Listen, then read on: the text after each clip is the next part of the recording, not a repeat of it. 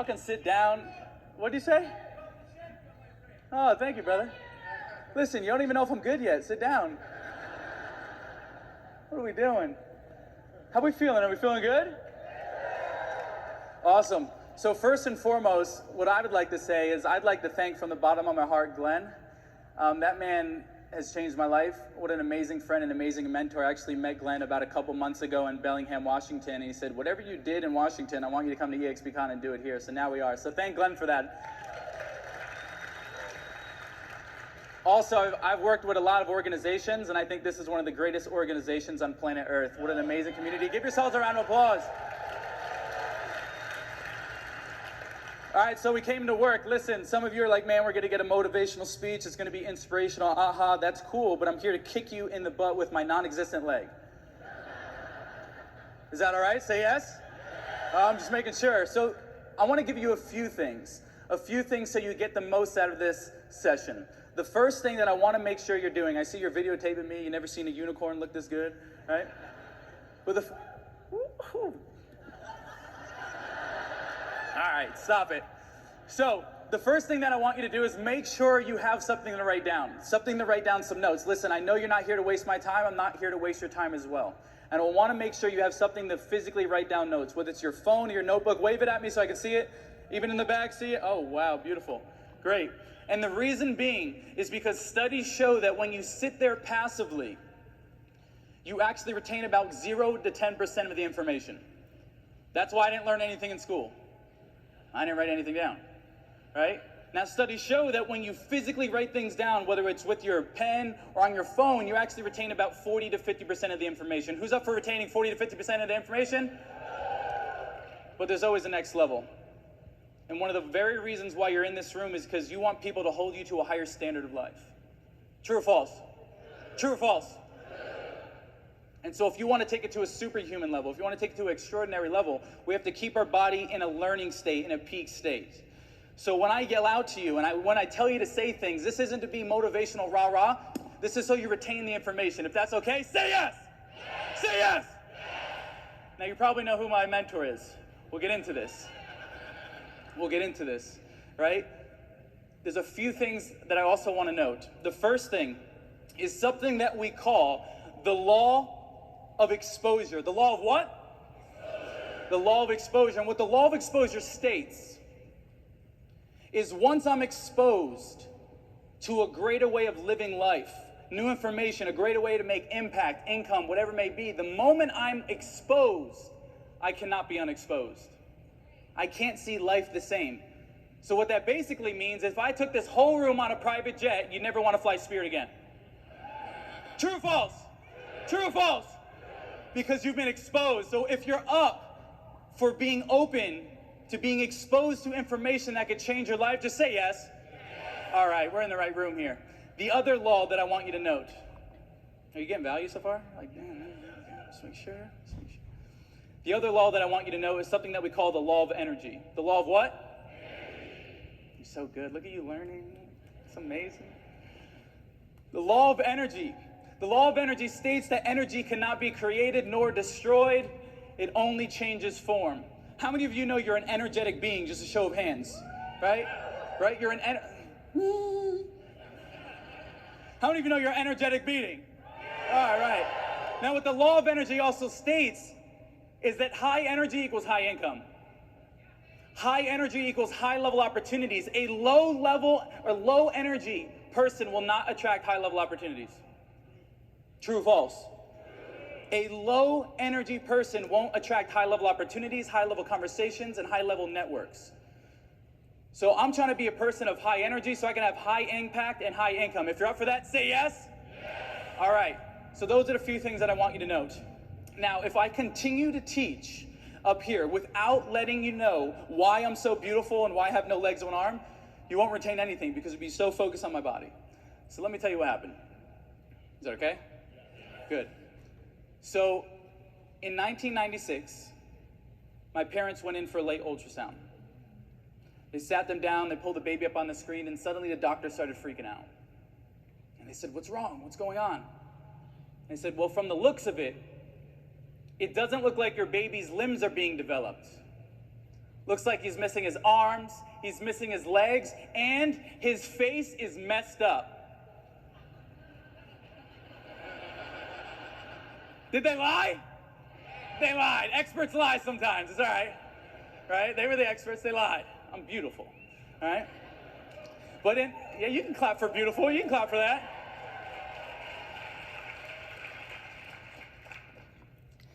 And they looked at my parents and said, Mr. and Mrs. Santanasasso, your baby boy has about a 30% chance to live. How many of you are parents in here? Notice it was like, And so they said, your baby boy has about a 30% chance to live. And in that moment, my parents made a decision. Someone say decision. My parents made a decision. You see, oftentimes we think changing our life is this big drastic thing, when in reality, life changes when you decide it changes. True or false? When you decide. Who's up for making some decisions here? Say aye. Awesome. And so in that moment, they made a specific decision. And the decision that they made was that they were going to focus on the 30% chance of me living versus the 70% chance of me dying. The reason being, noted, what I focus on, I get more of. What I focus on, I get more of. What I focus on expands. Most people have problems in their life because all they do is focus on problems. What I focus on expands. What I focus on, I get more of. But most importantly, I had to become a master of focus, because this is the most important part, is what I focus on, I feel. Note it. What I focus on, I feel. And what I feel is my life. And if what I feel is my life, that would also mean that the quality of my life actually comes down to the quality of the emotions I feel on a day-to-day basis. How many of you know people with a lot of money who are still pissed off and angry? Point to them. No, I'm just kidding. No, point, no, I'm just kidding, right? And then how many of you have ever went to Mexico or somewhere, a third world country, and saw a kid kicking the can and he was happier than you? Who's really rich? It's the kid who's experiencing the emotions that he wants to feel on a day-to-day basis, which, by the way, I want you to get the money. Who likes money in here? Anybody? Because if you want to make an impact, you need money. True or false? If you want to cut a check for someone who's in your family that has cancer, who's going to do it? We are. True or false? You want to give back to an organization? Who's going to do it? We are. So we need some money, right? So that's what I'm talking about with this whole money thing. So the quality of your life comes down to the quality of the emotions that you feel on a day-to-day basis. And in order to experience specific emotions, you have to master the power of focus. Now, I'm going to share real quickly, before I go into this exercise, two really big defining moments that changed the trajectory of my life, that put me on this path to mastering psychology and serving others. The first one was a moment in 2017. I knew a kid who moved from New Jersey. Anyone from Jersey? That's amazing. How you doing?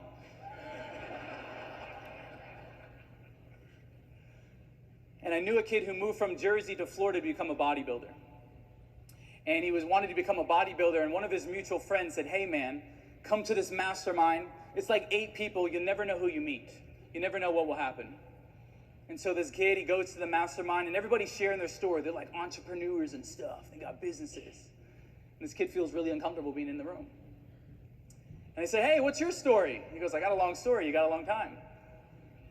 And he starts to share his story. And at the end of that story, this random Russian guy on the couch that he's never seen before looks him in his eyes and says, you're going to be on stage with Tony Robbins one day. The kid said, who's Tony Robbins? He had no idea who Tony was. He had no idea what business was. He had no idea what speaking was. And that kid said, I will work for you for free. And if you like the work we do, maybe one day we'll start a company together. 5 years later, 2 7-figure companies and touring with the big man, Tony Robbins. That kid was me.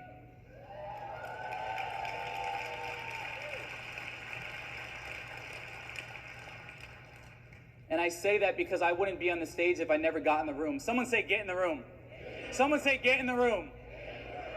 I would never be this far in life if I've never got in the room and learned from people who have the life or the results that I want.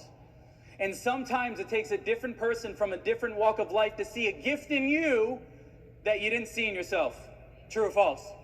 How many of you have ever had a mentor, a coach, or someone, a friend that saw something that you were really good at and you never saw it? Just show of hands, right? Because you got in the room. Now, they were talking about identity. I heard it backstage. Now, in order to become the next level, you have to upgrade your identity. And one of the greatest ways that you can upgrade your identity is proximity. I want you to notice. Is getting in rooms with people who are richer and smarter than you are. Because I don't know about you, but I'm not trying to get rich slow, I'm trying to get rich fast. Who's with me? Anyone? So I'm trying to condense speed. Success rewards speed. Someone say speed. Someone say speed. I'm trying to go fast. And so I'm always willing to cut a check or get in a room with people who are way further ahead than me so they can condense time. That was the first moment. The second moment was about a little over 2 years ago. It was my dad's birthday. Now, my dad is the type of dad who lets me know it's his birthday before I get to call him. Like, he called me, he's like, it's my birthday. I'm like, Dad, I'm in bed. I didn't even wake up yet. I was getting there. And I said, how are you? You're getting old. How's everything doing? Right? I said, how's the family? They're great. Your sisters are doing great. Your brother, Michael, he's doing amazing. I said, awesome. Is there anything I could do for you? No, just keep me in the loop. I said, awesome. Dad, if you need anything, just call me. It's your special day. Go enjoy it. And I hung the phone up. And about 2 hours later, I get a FaceTime from my dad. And I picked the phone up. Nick, he's gone. He's dead. Dad, what do you mean he's gone? Who are we talking about? Your brother. Me and your mother are at the crime scene. Your brother OD'd. He's at my feet. He's dead. They robbed him. He's not coming back this time, buddy. And he said, I don't have the strength to tell your sisters. Can you tell them for me? Whew. Yes, sir. Click. Picked up the phone. Called my older sisters and said, hey, Mike's no longer here. And Dad wanted me to relay the message because he's not in a good spot right now. And I share that because I have trained my brain to ask specific questions.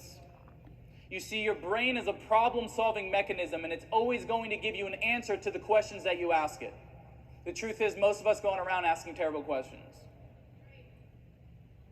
And so I would like to give you a few questions that changed my life, and if you can anchor these questions, you will always find the gift in every situation. If that's okay, say yes.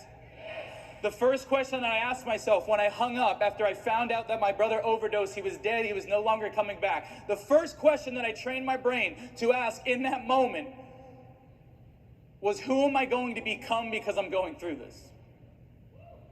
Note it. Who am I going to become because I'm going through this? Who do I get to become because I'm going through this? The second question that I ask is always, what's the gift? Nick, find the gift. What's the learnings? What's the lessons? What can you pull from this? Because would you agree, what's wrong is always available. But what's right is always available as well. I want you to write this down. The gift is there if I want the gift. The gift is also there if I'm ready for the gift. You may not be ready for the gift yet.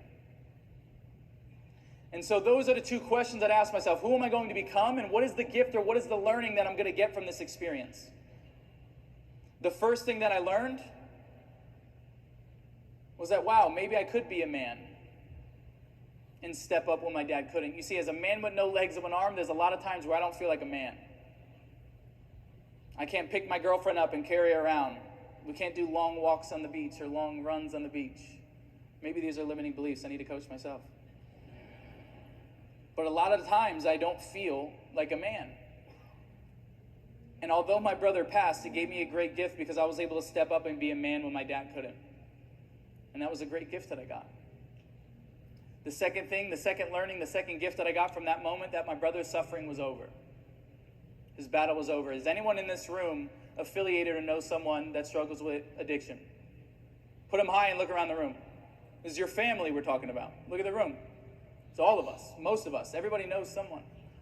And so my brother's struggle was over. And in that moment, I decided, someone say decision. I made a decision that I will master psychology or pursue mastering psychology so no one has to suffer like my brother did. That's my purpose. That's why I'm here. Those are two defining moments. And thank you. I appreciate that. Now, by the way, I'm backstage and I prepare for speeches, but I also know my creator has his mind of his own. So is it okay if I let my creator take over? Is that okay? Say yes? Awesome. So let's dive into this whole focus thing. One of the greatest skills that I learned from my mentor, one of the greatest skills that you can have in life and in business is called pattern recognition. Pattern what? Pattern recognition, because the truth is that the majority of things that are holding you back, you can't see. They're unconscious. And neuroscience shows that by the age of 35, you are 95% unconscious. Someone laughed. He's like, I know. I'm just kidding. 90, where he said we're in Vegas. Thank you, sir. Right? By the age of 35, you are 95% unconscious. That means only 5, someone hold up 5 fingers. It's the middle one too, watch out. That means only 5% of you is conscious trying to make a drastic change. That means that your thoughts, your emotions, your triggers, the way that you get pissed off in traffic, all the things that you don't see all the time is unconscious. And would we agree that changing your life is hard? Change is hard. Change is scary. One of the reasons why change is hard is because a part of you needs to die and you may not be ready for it. A part of you needs to let go of you, a part of you that's not serving you. But also your brain is a survival mechanism. It just wants to keep you alive. And your brain wants what's known, what's comfortable, and what's certain. And if I were to tell you on an unconscious level, most of you are addicted to negative emotions, would you believe me? Right? And so the brain wants what's known, what's comfortable, and certain. So for example, you'll go to change your life. You go to change your life, you go to start a new diet. Has anyone ever lost the weight and then gained it back? He put his hand up before I even started. You guys are trained. See that? How many of you have ever made a bunch of money and then blew it on things you didn't need? How many of you have ever gotten to an amazing relationship and self-sabotaged it? You don't got to raise your hand. I appreciate your honesty. Right? But the reason it is because you don't understand the brain, or you may not be aware of the brain. And so you'll go to change your life, aka you'll go to get into a new relationship. You'll go to start a new business. You'll go to start recruiting, get into this investment, whatever it may be. And the brain goes, ooh, no. I don't like these new feelings. I don't like these new projects. How can I self-sabotage my master's growth? And so just when you're about to change your life, your brain will send thoughts up your spine into your head, and your brain will go, you're just like your mother. You're just like your father. You really think you can lose the weight? Your whole family's obese. Eat the cake. I know some of you ate the cake. Hit the snooze button. You really think you can be an entrepreneur? No one in your families have ever made over 50K a year. Who can relate? Show of hands.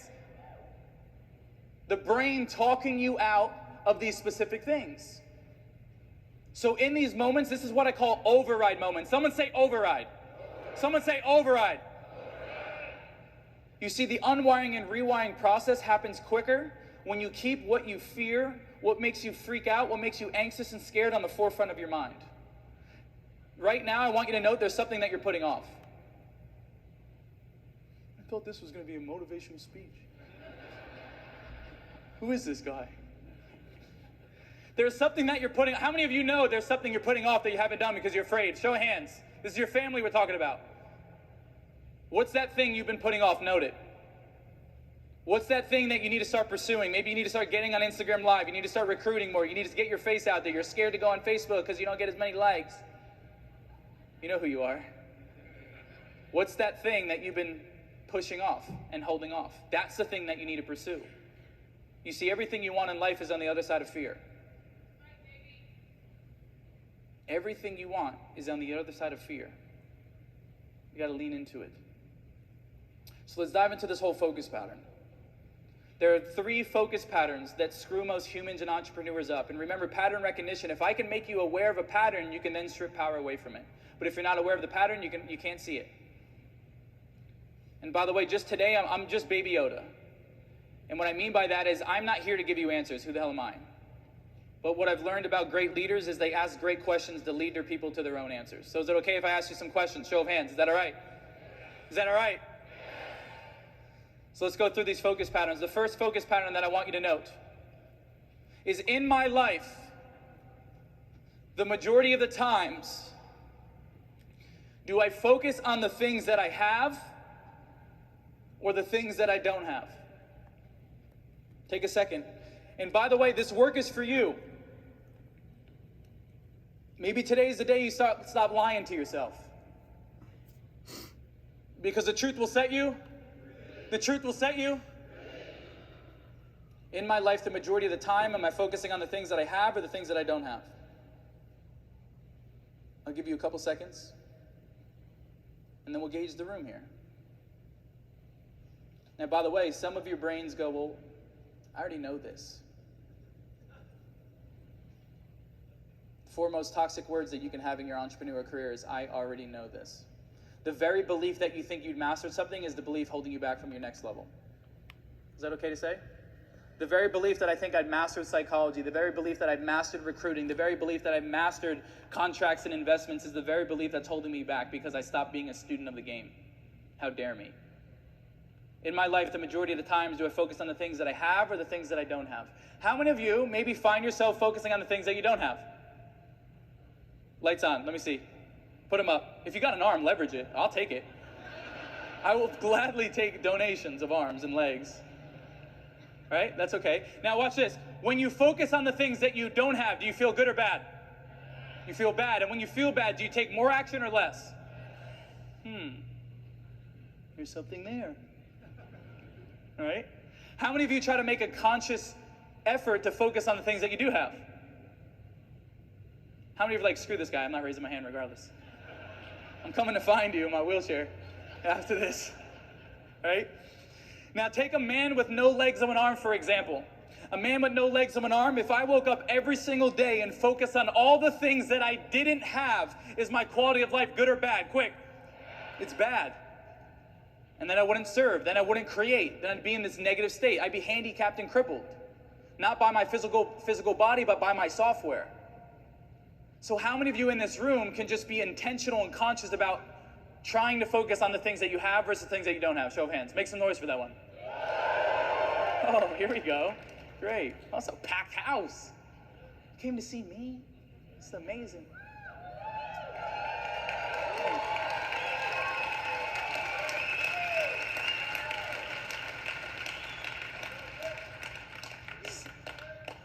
Stop it. Second focus pattern. Let's get to work here. Second focus pattern.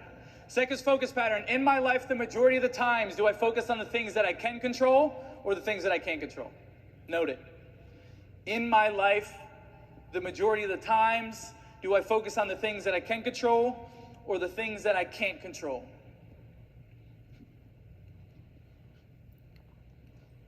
How many of you, watch this. How many of you still get pissed off in traffic? Good luck in business. Write this down. My success is directly correlated to how much chaos I can withstand. And if you let something so minute like traffic get in your way, good luck beating me in business. Because I know how to manage my emotions. True or false? So in my life, do I find myself focusing on the things that I can control or the things that I can't control? How many of you tend to find yourself focusing on things that you can't control?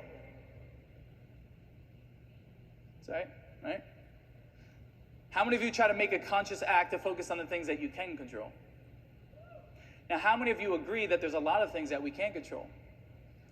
You agree with that one? I didn't ask you to raise your hand that time. I can hear her laughing in the back. It's great. Right? But there's a lot of things that you can't control. You can't control the shutdowns. You can't control the way that you had to pivot in your business. You can't control technology and things moving at a rapid speed. There's a lot of things that you can't control. But there are a few things that you can control which are massively important. I want you to note this. I must control my controllables. I must control my what? I must control my controllables. So there's a few things that you can control. The first one that you can control, I'm teaching you in this moment, your focus. Can you control your focus? Yes or no? Yes or no? You can control your focus. So that means if you're in your poopy diaper, it's because you want to be in your poopy diaper.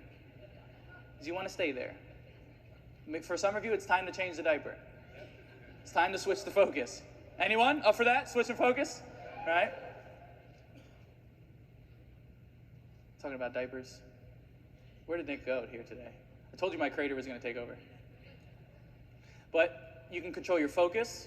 The second thing that you control, which is massively important, is the content that you consume on a day-to-day basis.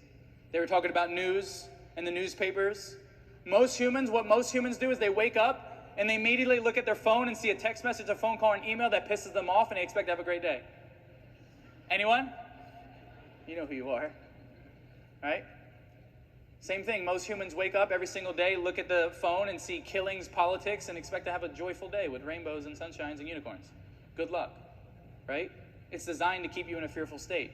So you can control the content that you consume on a day-to-day basis. Now, one of the OG mentors always said that the mind is a garden. The mind is a garden. So let's play a little farming game. If I plant apples, what am I going to get? What am I going to get? Rotten apples. Right? If I plant corn, what am I going to get? If I plant corn, what am I going to get? If I plant shit, what am I going to get?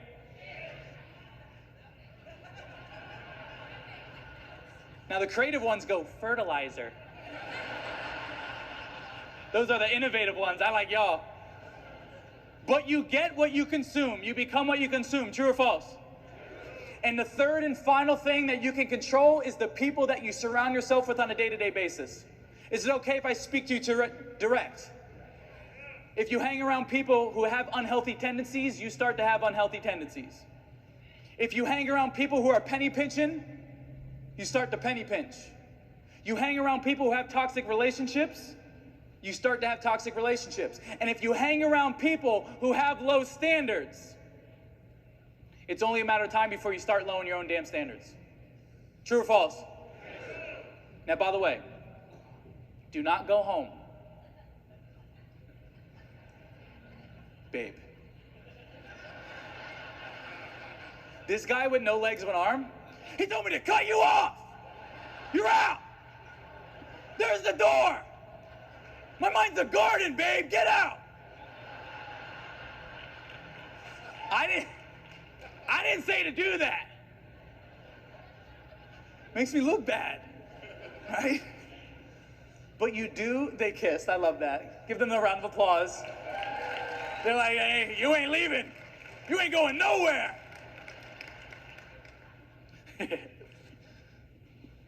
But you do what I call love them from afar. Why do you think your time and your energy are your two most valuable assets? Quick. They're irreplaceable. And if you really believe that your time and your energy were your two most valuable assets, you wouldn't spend it with low standard people, low level people who don't want to grow and expand. We get some claps for that. So don't cut them off, just love them from afar. Don't give them all your time and your energy, right? Third focus pattern. In my life, where do I find myself focusing on? The past, the present, or the future? By the way, there's no right or wrong answer. This isn't a booby trap. We're just seeing where you're at. In my life, where do I find myself? The past, the present, or the future? Now, I'd be curious, how many of you find yourselves maybe focusing on the past a lot? Put them up high. Now watch this. How many of you love to focus on the future? Put them up high. How many of you try to make a conscious act to focus on the present moment? As you're holding your phone up, staring at me through a screen? I'm just kidding. We'll get there. But would you agree that if you always focus on the future, you may miss what's right in front of me? Oftentimes we're conditioned to be on to the next win, on to the next deal, on to the next recruiting. True or false? Rather than feeling the win, feeling the emotion of actually winning. And how many of you agree focusing in the present moment is one of the most difficult things to do? Show of hands. Everything that I'm teaching you and all these strategies and everything that you're going to learn from this amazing event, you can master it if you understand the 3 parts of the brain. How many parts? How many parts? There's 3 parts of the brain. You have your thinking. Note it. You have your thinking. You have your doing. And you have your being. What's the first one? Second? Third? So amazing. Look at you, great students. Thinking, doing, being. Now, how many of you have ever remembered the first time you learned how to drive a car? I remember getting in the car, he was like,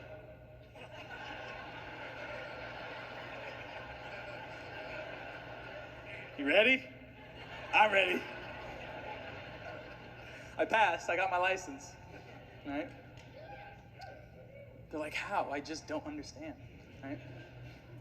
But you remember the first time you learned how to drive a car, right? You got in the car, you're probably freaking out, right? You sit in it, you put your seatbelt on, you're learning the gears, you're checking the mirrors, and then you're on your way. And then what happened? You drove 4 times, 5 times, 10 times. You got what we call reps. Someone say reps. Someone say reps. I got reps.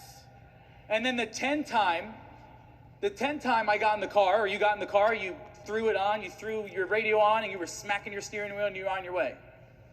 Now, you've driven 500, 1,000 times, 1,500 times. How many people in this room have ever driven from point A to point Z and had no idea where time went?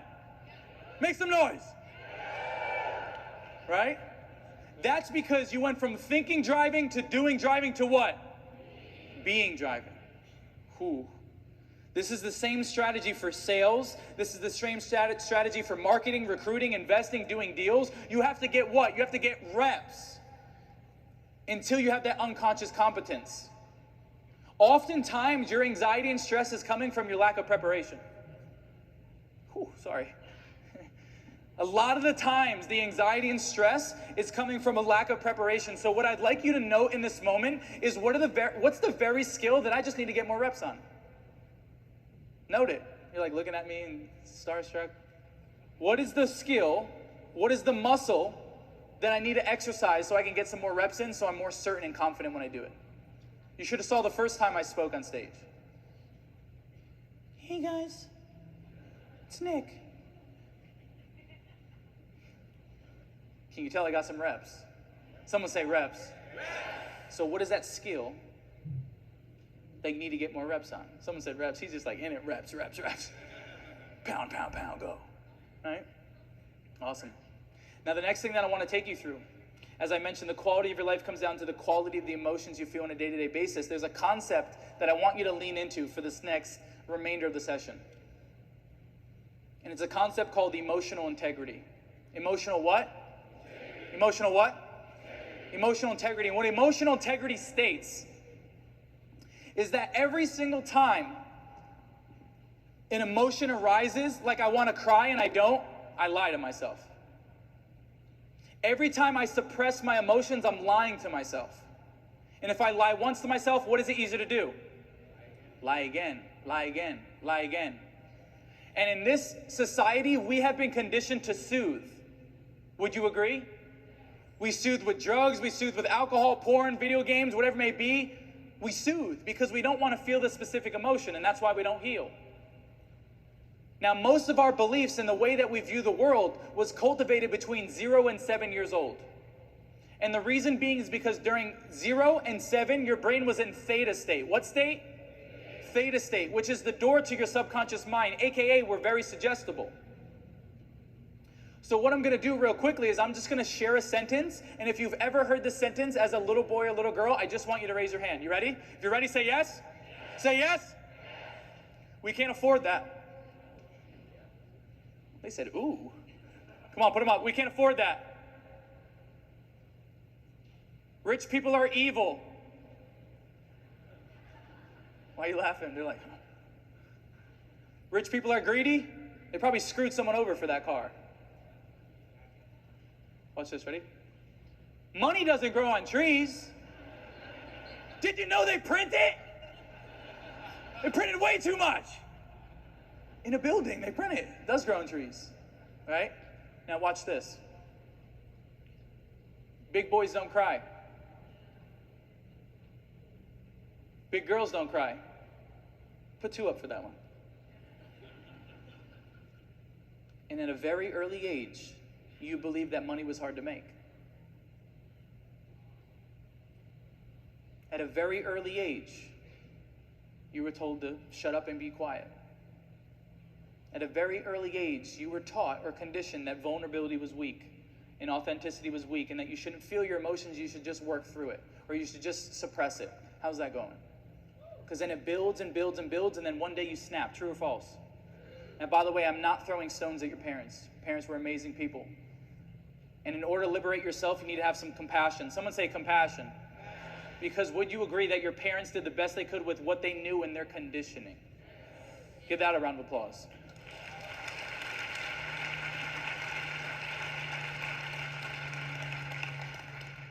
But your brain is always trying to prove your beliefs right, so you better have some good beliefs, right? I was sitting with Mike Tyson in Vegas, and he said, Nick, God never made a man that could beat me. I'm like, bro, I'm not trying to fight. You're freaking me out, Mike. Relax. But Mike Tyson was Mike Tyson because he has a specific set of beliefs. It's the same reason why you can have 86,000 agents and give them the same book of business and only a few will succeed. Because those that succeed have a different set of what? Beliefs in psychology. True or false? So what I want to do in this next exercise, are you getting value so far? Make some noise. You're getting value so far. Woo-hoo! All right. So emotional integrity, I want you to lean into it. And by the way, during this session, I may say things that piss you off. Good. I may say things that make you insecure, that make you feel weak, whatever it may be. If I make you feel a specific way, write it down because there's work that needs to be done there. True or false? So what I'm going to do here is I'm just going to walk you through one of the most powerful processes that my mentor took me through that allows you to identify where you live emotionally and how you're showing up in the world. Now, by the way, the truth will set you what? So lean into this. This is for you, right? And I'm going to ask you a series of questions. That's all I'm going to do. We're going to throw in some music, and I'm going to ask you some serious questions, and I just want you to sit there, and I want you to really dive deep, right? This is the internal work. Most people do not do this work, and that's why they stay in the same place. There's a reason why a man with no legs and one arm does more than people who have all their limbs. It's because I do the work and I have the specific psychology. Who's up for doing the work? Say yes. Awesome. First question I want to ask you, and by the way, understanding that there's 2 emotional states. How many emotional states? You have your beautiful states and you have your suffering states. I got the best mentor in the world. Changed my life. And if I can give back gifts, I'm going to do so. Your beautiful states are all the emotions that you like to feel on a day-to-day basis. What are some emotions that you like to feel? Shout them out.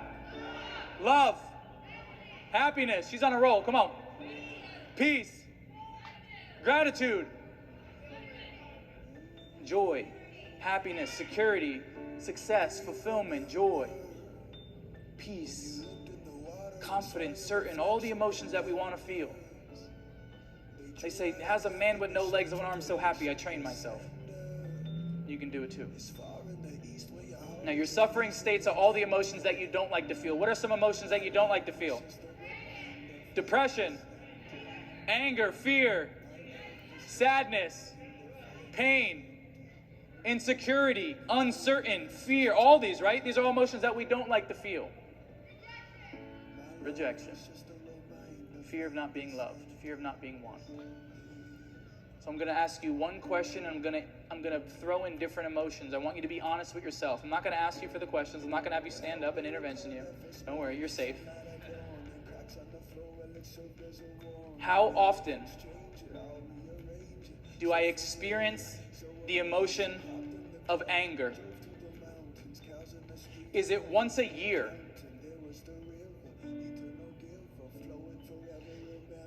Is it once a month?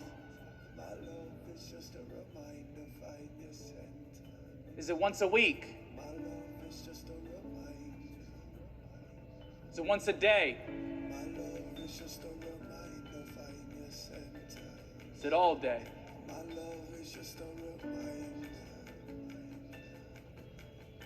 How often do I feel the emotion of insecurity?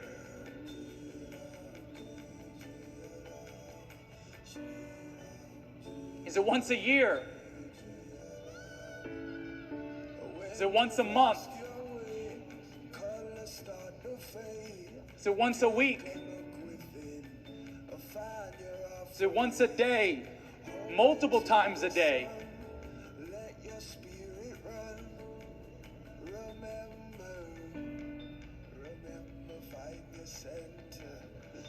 How many times do I experience the emotion of fear? Is it once a year? Is it once a month? Is it once a week? Is it once a day? Multiple times a day.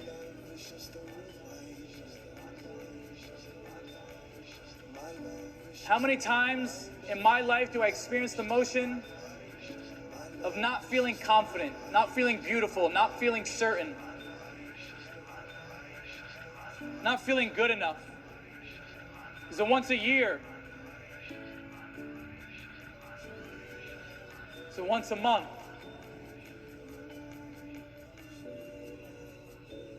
Is it once a week? Once a day? A couple times a day? All day? It consumes me.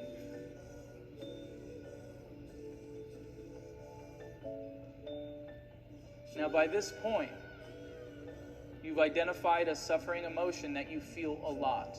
Show of hands if you've identified one. I appreciate you playing full out.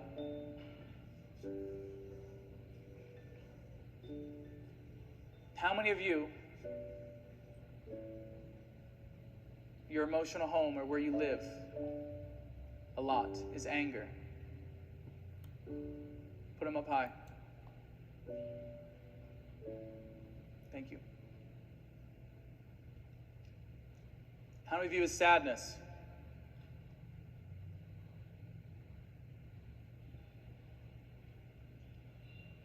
Fear. Look around at your family. This is your family. We're doing the work. Insecurity. Look at the room. These are your brothers and sisters. Second question. And before I share this question, I'm going to share why I share this question. There was a guy, he was walking down the street, and there was a dog crying. He was chained up on the porch. The dog was crying and crying and crying. The guy's like, what's wrong with this dog? And he walks to work. He works his 8-hour shift. He walks back home at night. The dog is still there crying. He's like, this is so weird. And so he goes to sleep. He wakes up the next morning. He walks that same route to work, and he sees the dog out there with the owner. He goes up to the owner. He says, Mister, your dog has been crying for like 24 hours. What's wrong with him? He said, he's sitting on a nail. Sitting on a nail. Why does he get up? He said, I guess it just don't hurt that bad. Humans don't change unless we experience some pain or leverage. Someone say leverage. Someone say leverage. We don't start going to the gym until the doctor says you got diabetes or you're obese. We don't start nurturing the relationship until they want to leave. Second question, who have I hurt because of my suffering state? Who have I hurt because of my anxiety? Who have I hurt because of my stress? Who have I hurt because of my insecurity? There may be names that come to you. You don't need to share them. Just write them down for yourself. We're doing the work.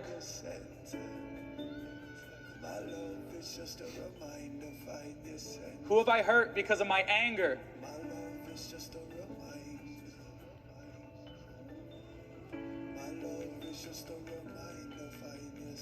Who have I hurt because of my stress, my fear, my insecurity, my sadness?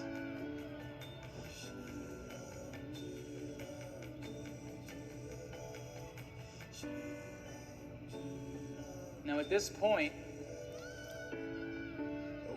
how many of us identified that we're not only hurting ourselves?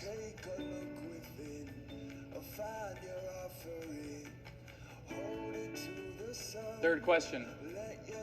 Why must I commit to ending my suffering? What is it going to give me if I operate more out of a beautiful state? What is it going to give me if I show up happy, joyful, certain, confident, feeling sexy, whatever it may be? Why must I commit to ending these negative states? What is my team going to get? Are your kids getting angry and pissed off, Dad, or are they getting happy and joyful, Dad? What kind of mom are you bringing home after business? Is it anxiety, insecure mom, or is it confident and the dream chaser mom? Why must I commit to ending these negative states? And I'm not saying that you're not going to feel these emotions anymore, but you can snap out of them quicker. This is the difference between having shitty days versus shitty minutes. I want shitty minutes, not shitty days.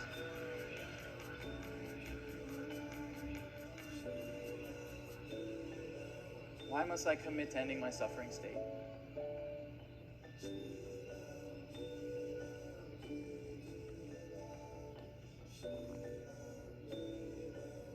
My insecurity almost ruined my relationship. My girlfriend's so hot. She's over there somewhere. You want to wave? You want to stand up? Give her a round of applause.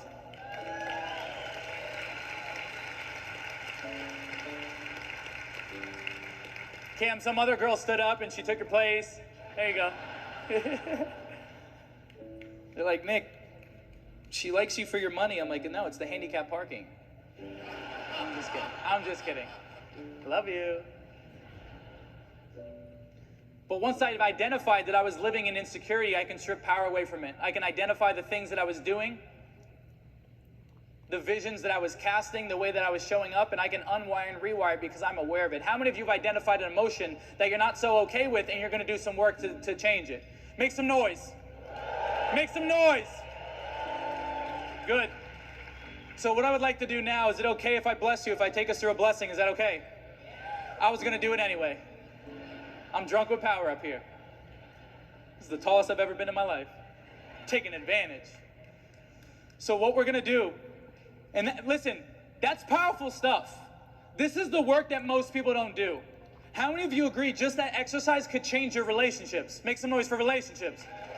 What about changing the way that you show up for your kids? Who's up for that? Make some noise. How about is anyone here going to be the person in their bloodline that changes it for the whole lineage? Can we make some noise on that? Who's going to break generational curses? Who's going to be the first made millionaire in the family? Make some noise. Listen, there comes a time in the lineage, in the bloodline, where someone steps up. Someone say step up. There comes a time when someone steps up in the bloodline. And I'm telling you, if you don't step up, it's going to be another 80, 90 years before someone in the bloodline does. Who's up for stepping up for their bloodline? So what we're going to do here, I know I took you through this emotional roller coaster. You're like, I don't really know if I like this guy. Anyway, I'm going to put you through a blessing. And remember emotional integrity. If you feel a specific emotion, I want you to lean into it. I want you to what? Lean into it. Feel it. Listen. Get the money, get the houses, get the watches. But ultimately, you want how it's going to make you what? Feel. I want money. I want you to have money as well. But I also want you to feel specific emotions so you can be happy. You can be fulfilled. You can show up better for your family and yourself. So what we're going to do is we're going to throw in some more music. I'm going to take you through this blessing. And what we're going to do, shake your bodies out, shake your bodies out.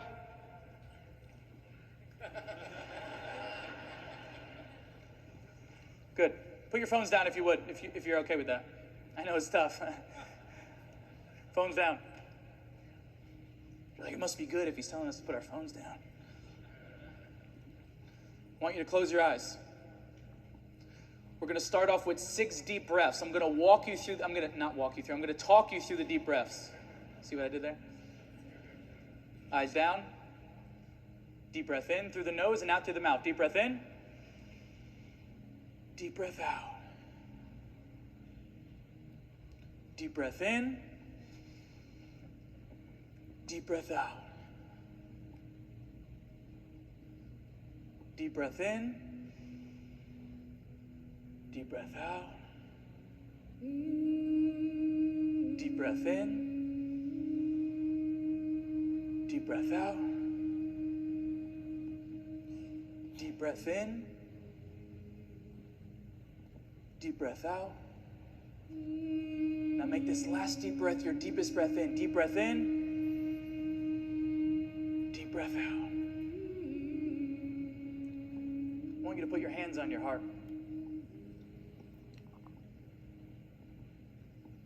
I want you to breathe deep into your heart. Your Creator gave you that heart. You didn't have to work for it. It was a gift. Life's a gift. I want you to go to a moment in your life. A moment in your life that you can feel extremely grateful for. It could be a big moment. It could be a small moment.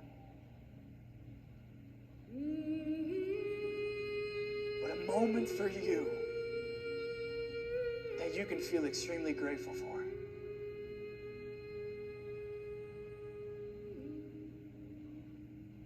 I want you to see what you saw.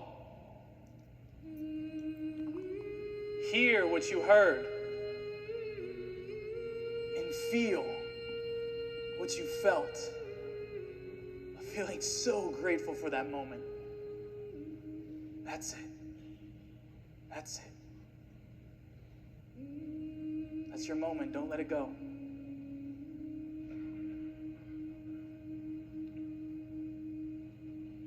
Feel it.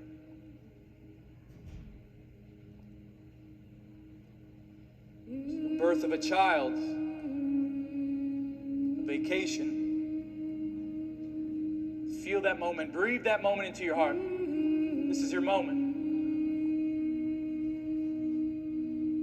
That's it.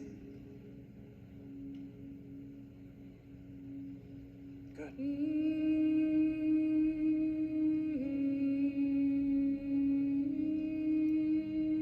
Let's go to another moment. Go to a moment in your life that you can feel proud. A moment for you when you felt so proud of yourself. It could be a big moment, a small moment, but a moment for you that you can feel so proud of. See what you saw. Hear what you heard. And feel what you felt. Feeling so proud of yourself. That's it. Feel it. Feel it. You're doing great. Lean into it. That's it.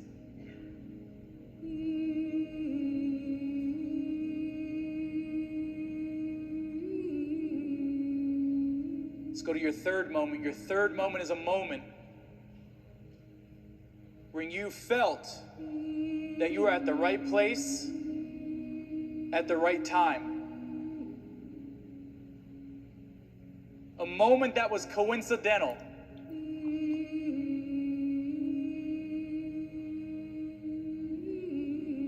And was it coincidental? Or did your Creator guide you? See what you saw. Hear what you heard. And feel what you felt of being at the right place at the right time. What a gift.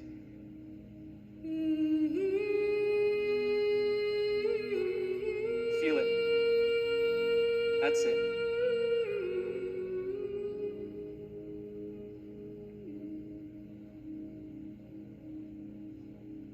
Now I want you to fly back in time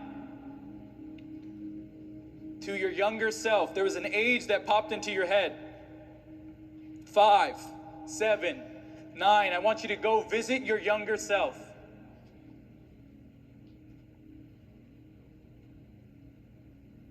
See that little boy. See that little girl. Is there any wisdom or knowledge that little boy or little girl can give you? Ask them for something. Is there any knowledge or advice? See her. See him. They've been waiting for you. It's been a long time.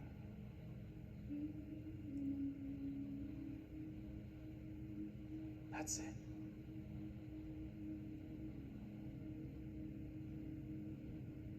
That's it. Now I want you to feed that little boy or little girl that with all that you've accomplished. Show them all that you've done in your life. They've been waiting for you. Feed them with all your accomplishments, everything that you made in life. Feed them till they're full.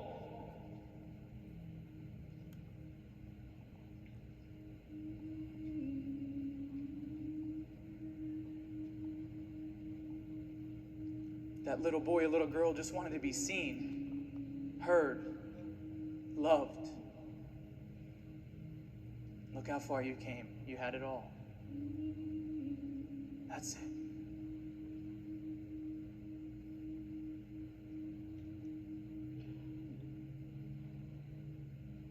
Say farewell. Give them a big hug, a kiss. See you later, not goodbye. And at your own pace, bring your attention back to Baby Yoda on your own time.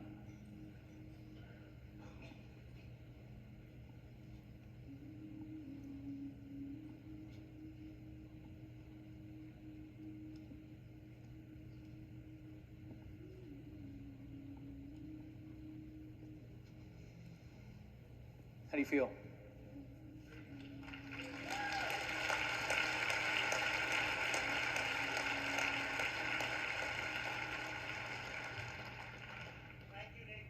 You got it, brother. I want you to notice your anxiety and stress. Where is it? Is it lower? The reason being is because the emotion of gratitude outweighs all the negative emotions. It is emotionally impossible for you to feel grateful and sad, grateful and angry, grateful and insecure at the same time. But this is a muscle. Someone say muscle. And if you didn't feel anything, maybe we need to go there more. We need to feel more. That's totally okay. There's no right or wrong way to do it. How many of you got a great gift out of that? Just make some noise on that one.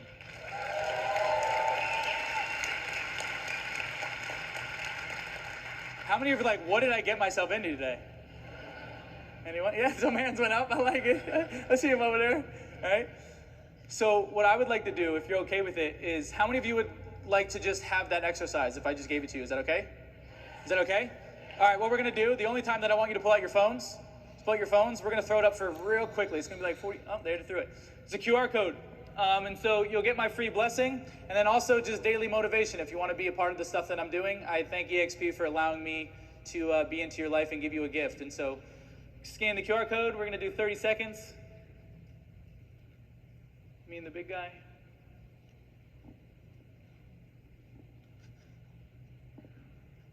How many of you felt emotions that you haven't felt in a very long time? Anyone? Make some noise. Good. Not working? Oh, we could have crashed the system, you know? That's a good problem to have. It worked? If it worked, make some noise. Awesome. So with that being said, I hope you got value out of this session. This is a session like no other. This is the internal work that most people don't do. And over the 26 years of my life, I realized that it's not the physical body that holds you back, but the biggest disability you can have is a mindset. It's your psychology. Now, does the training stop? Does the training stop? Training never stops. So constantly be a student of the game.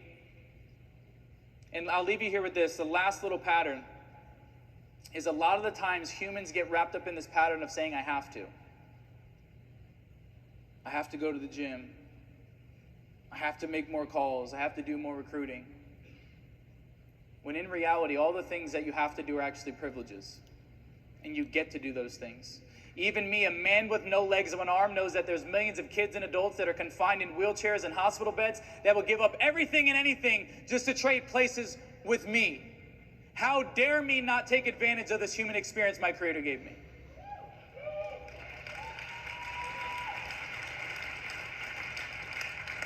So when you shift your have-tos to your get-tos, your life will change in that moment, but also understanding that knowledge will only change the situation with implementation. I'm Nick Santanastasa. Thank you so much.